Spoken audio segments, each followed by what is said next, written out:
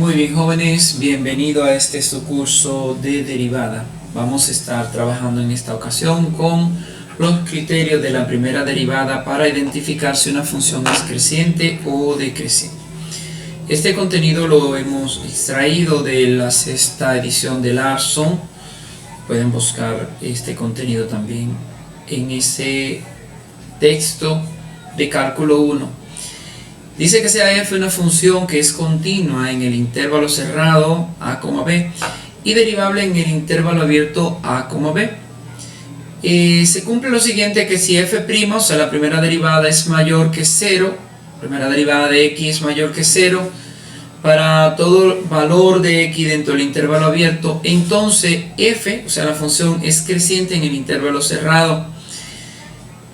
También que si f de x es menor que 0 para los valores de x dentro del intervalo abierto a, b, entonces f es decreciente en el intervalo cerrado a, b.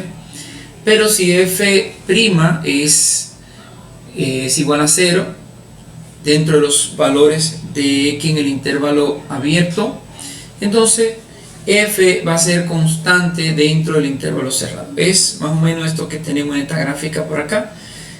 Vemos que si yo tengo un valor, si la de primera derivada f' es menor que 0, la función va a venir en esta dirección decreciendo. Si la primera derivada f de x es 0, entonces va a ser constante. Pero si f va creciendo, entonces va a ser mayor que 0 la primera derivada. Dentro del intervalo abierto a, b. Vamos a ver entonces estas estrategias que nos indican los elementos que debemos utilizar para calcular o determinar si una función es creciente o decreciente, utilizando como referencia la primera derivada. Dice, sea f una función continua en el intervalo abierto, para encontrar los intervalos abiertos sobre los cuales f es creciente o decreciente, hay que seguir los siguientes pasos. Primero, localizar los puntos críticos de f en el intervalo abierto y utilizarlo para determinar los intervalos de prueba. Eso lo vamos a ver a continuación. Determinar el signo de f de x' en un valor de prueba en cada uno de los intervalos. Básicamente eso es ver cómo es el signo, y con el signo ahí podemos determinar si es creciente o decreciente. Recurrir al teorema 3.5, el que acabamos de ver, para determinar si f es creciente o decreciente en el intervalo. Entonces lo que vamos a ver a continuación, básicamente esto.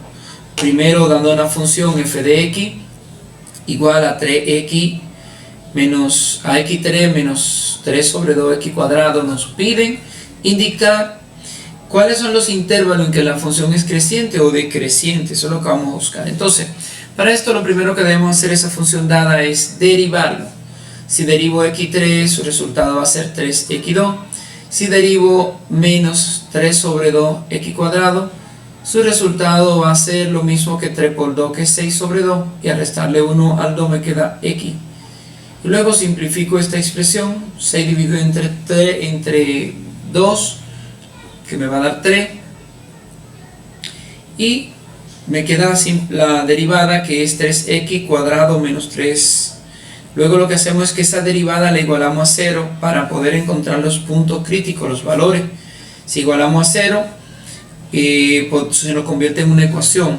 Aquí vemos que siempre va a haber que factorizar, buscar el factor común de la expresión. Si sacamos factor común acá arriba, 3x, dentro de un paréntesis ponemos lo que no es común. Recuerden que para encontrar las expresiones que no son común dentro de este polinomio, dividimos todo entre 3x. Si divido 3x cuadrado entre 3x, 3 entre 3 me va a dar 1, y x cuadrado entre x me va a quedar esta x que está acá. Y si divido 3x entre 3x, se me va a cancelar las x y el 3 y me va a quedar 1. O sea que aquí lo que hemos hecho es sacar un factor común, que es 3x, y me queda 3x por x menos 1. Fíjense que si multiplico 3x por x me va a dar 3x cuadrado, y 3x por menos 1 me va a quedar menos 3x. O sea que puedo volver a regresar el ejercicio a su expresión original. Luego entonces igualamos a 0 el 3x e igualamos a 0 el 3x menos 1 para identificar los puntos críticos. 3x igual 0 por acá, de donde vamos a tener un x que es igual a 0, porque 3 dividido entre ese 3 que está multiplicando quedaría dividiendo. 3 dividido 0 entre 3 me da 0, o sea que tengo un valor de x que es 0. Luego con el x menos 1 se iguala a 0, este 1 que está negativo quedaría positivo y tengo un valor de x que es 1.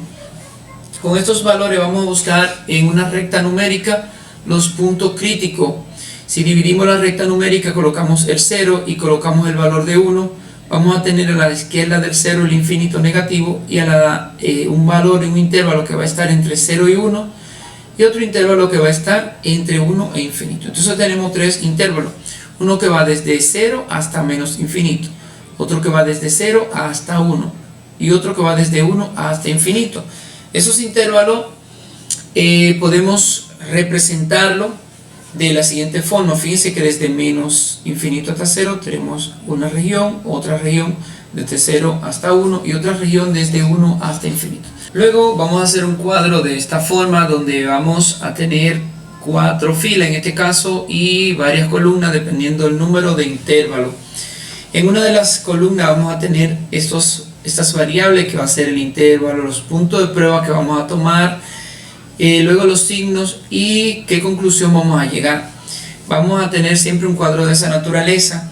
Por tal razón, acá arriba en la primera línea colocamos los intervalos desde menos infinito hasta 0, desde 0 hasta 1 y desde 1 hasta infinito.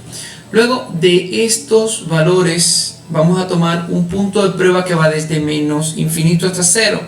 En este caso se tomó el valor de x igual 1 que está en ese intervalo. Y con esos valores, con ese 1 lo vamos a sustituir en la primera derivada acá arriba para verificar entonces el signo que me genera esta expresión. Como x menos 1, sustituimos 3 por menos 1 al cuadrado, menos 3x que menos 1 sería menos 3 por menos 1, menos 1 al cuadrado me da 1 positivo, menos por menos más, 3 por 1, 3. 3 por 1, 3 y 3 más 3, 6, lo que implica que el valor es 6 y el 6 es positivo. Por tal razón podemos decir que f de x es mayor que 0 en ese intervalo. 6 es mayor que 0. Básicamente aquí lo que nos interesa es el signo, saber si es mayor que 0 o menor que 0, para entonces poder decir como es mayor que 0 la función va a ser creciente en el intervalo desde menos infinito hasta 0. Hacemos lo mismo con el valor desde 0 hasta 1, tomamos un valor de prueba dentro del intervalo, no puede ser nunca ni los extremos, por eso colocamos intervalos abiertos, indicando de que no puedo tomar los extremos, no puedo tomar ni el 0 ni el 1, entonces tomamos un número dentro del intervalo, en este caso un medio. Sustituimos, reemplazamos a x en la derivada por un medio para ver el análisis dentro de esa columna.